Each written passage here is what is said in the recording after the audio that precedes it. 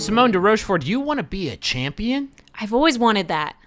Do you want to be the very best like no one ever was, but not in Pokemon and Zelda?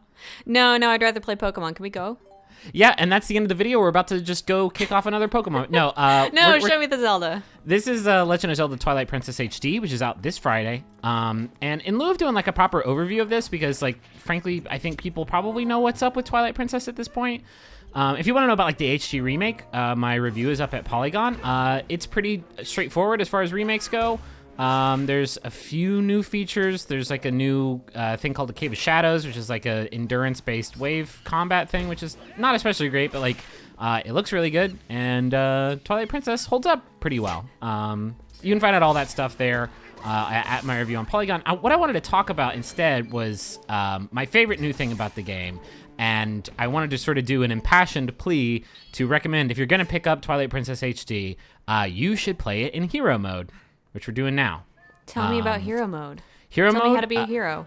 In hero mode, the damage that Link takes is doubled, and no hearts drop anywhere. And that leads you to do some desperate, just like terrible things, like steal red potions from this parrot. Because what's this parrot need rupees for anyway? I don't make the rules. Somebody explain the Zelda land economy to me. The Hyrule economy, I should say. Not only that, the educated. specific parrot economy inside of Hyrule. There's like its own sub-economy. So like in hero mode, I should also mention, I am not only playing this game on hero mode, where no hearts drop and all damage Link takes is doubled. I'm also playing it with the Ganondorf amiibo on, which further doubles the damage that Link takes. So that kicks things up to 4 times the damage for every hit that Link takes. Okay, so how often do you die? I've died a couple times in this first dungeon, because when you start out, you only got the 3 hearts, and like basically every hit you take one of your hearts away. Sometimes it takes 2 of your hearts away, which can be pretty brutal. Oh my gosh. But I really do think this is the way to play, and here is why. There are a lot of systems in Twilight Princess. There's like, you know, the whole inventory management thing. There is, and you know, this isn't stuff that's unique to Twilight Princess. It's in every Zelda game, but you know, you can go out and you can buy red potions if you want.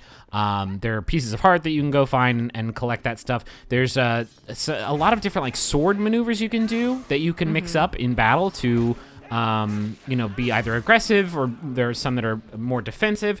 And Twilight Princess is a really easy game. Like, maybe not here in the earlier parts when you start out and you only have the 3 hearts, but like later on, I finished the game, and in the final battle, I took like a couple of hits. I didn't die. I didn't die the whole time that I played the game in normal mode. I didn't even come close to dying, because it's not a very difficult game, and in fact, it's not even a really difficult franchise. What hero mode does, by restricting hearts, it forces you to use all the different systems of the game really cleverly, but it also keeps you from being careless. Like right there, that bomb enemy blew up in my face, and it took away 2/3 of my health. I'm not going to get back unless I drink this red potion that I stole from the parrot earlier. The game like forces you to think about playing Zelda in a completely different and like really, really refreshing way of not just like barreling through and just like trying to get through it as quick as you possibly can. And if you explore, it's just for exploration's sake. It's not for survival's sake, which is what hero mode like definitely forces you to do. Like, I found this piece of heart. That's great. I found a piece of heart. More importantly, it refilled my health bar, which is like amazing, because I was about to die. So it makes it not only super competitive Zelda, but also Grand Theft Zelda, because you're robbing everyone. Well, no, okay, you only steal from the parrot once. That's like the only time that you do rob it. Okay. But like, I didn't buy it to wit. I didn't buy a red potion the whole time I played Twilight Princess in regular mode. In fact, if you're a Zelda fan, I would challenge you to think of the last time that you had to buy a potion in any game that you played, unless you're playing it on hero mode, where like, and what hero mode means is different between the different games. In Link Between Worlds, the really great 3DS game that came out a couple years ago, it had a hero mode where I think damage was tripled, but it had no influence on heart drops. To me, like, hearts not dropping is the way bigger thing, because when you think about it, like, if every time you take a hit, you can just run around and cut grass, and all of a sudden that negates that hit, like, it takes a lot of the danger away from it, and it's still totally doable. Like, it's still not that difficult. Even if you do die, all it does is basically, most of the time, it just starts you off at the beginning of the room that you died in. So it's not even like a pretty terrible punishment, although it does make boss fights like way more challenging, because you can't just like beat your head against them.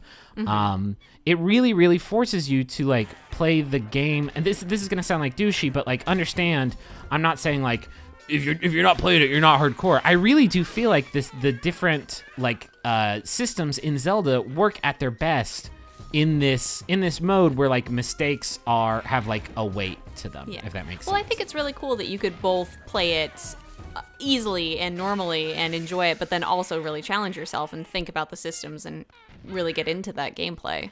Yeah, I mean, I guess if you want to like go half measure, you can play the normal mode and use the Ganondorf amiibo whenever you want, which you can still get heart drops, but you take double damage. I think that's kind of what the Ganondorf amiibo was made for, unless you're just like a real masochist and you want to take quadruple damage and not get your heart drops, which I'm doing here, and it is pretty rough.